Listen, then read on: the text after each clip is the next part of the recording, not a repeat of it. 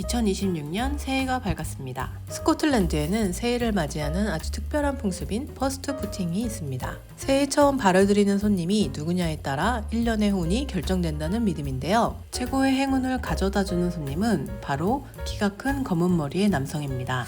이 손님은 반드시 석탄과 소금 그리고 위스키를 선물로 들고 와야 한다고 합니다. 오늘 준비한 위스키는 스코틀랜드의 새해와 정말 잘 어울리는 하일랜드 파크 12년입니다. 오늘은 이 위스키를 테이스팅해보고 퍼스트 푸팅 전통에 얽힌 재미있는 이야기도 나누어 볼까 합니다. 물론 위스키의 정체성을 담은 코스터와 잔도 함께 디자인해서 즐겨볼 예정입니다. 구독과 좋아요는 영상 제작에 큰 힘이 됩니다.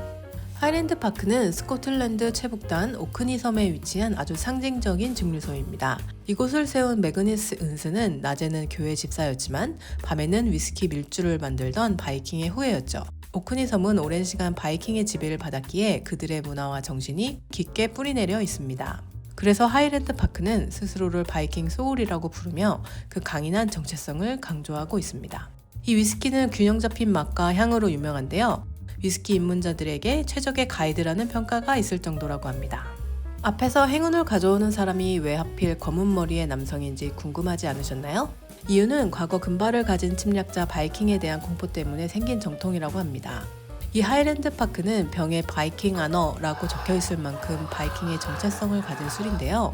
옛날 스코틀랜드 사람들은 바이킹을 피해 문을 걸어 잠갔지만 2026년에 우리는 이 두려움의 상징을 오히려 술잔에 담아 시원하게 마셔버리면 어떨까 합니다. 두려움 따위는 삼켜버리고 힘차게 시작하자는 뜻으로 말이죠. 그런 의미에서 코스터에는 바이킹과 퍼스트 푸팅의 상징인 석탄과 소금, 위스키를 조화롭게 담아봤습니다. 참고로 소금은 행운을, 석탄은 불운을 의미한다고 하네요. 하일랜드 파크 12년은 특징이 뚜렷하지 않아서 조금 애매하다는 평가를 받기도 합니다. 하지만 은은한 피트향과 해덕꿀의 달콤함이 공존하는 아주 독특한 매력을 지녔는데요. 저는 오히려 이런 다양한 맛이 한데 어우러진 훌륭한 밸런스가 이 술의 장점이라고 생각합니다. 강인한 바이킹을 상징으로 내세우지만 맛은 부드러운 재미있는 술인 것 같습니다. 유리잔에는 하일랜드 파크의 강인함이 느껴지는 로고를 깔끔하게 넣어보았습니다. 이제 준비가 다 되었으니 위스키를 한번 마셔볼까요? 하일랜드 파크도 다양한 라인업이 있지만 오늘은 엔트리급인 12년을 준비했습니다. 싱글 몰트이고 알코올 도수 40에 국내에서는 6만원 후반대에 구할 수 있습니다. 테이스팅 노트에는 은은한 스모크 향과 달콤한 해덕꿀 그리고 과일의 풍미가 적혀 있습니다. 이 조화로운 향들이 과연 입안에서 어떻게 느껴질지 기대가 되네요.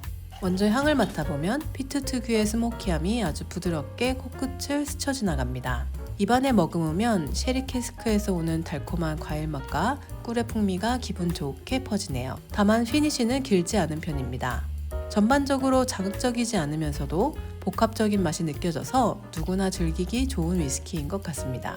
왜 싱글몰트 입문자에게 최적의 가이드라고 하는지 알 것 같은 맛이네요. 여기서 본인이 좋아하는 맛과 향을 찾아내고 그런 특징을 가진 다른 위스키도 맛보시면 좋을 것 같습니다. 오늘은 스코틀랜드의 새해 맞이 퍼스트 푸팅 전통에 대해서 알아보고 하일랜드 파크 전용 굿즈들을 만들어 봤습니다. 여러분들도 과거의 두려움을 극복하고 희망찬 새해를 맞으시길 바라겠습니다. 오늘 영상이 즐거우셨다면 댓글로 소중한 의견 남겨주세요. 다음번에도 더 재미있고 유익한 위스키 이야기로 찾아오겠습니다.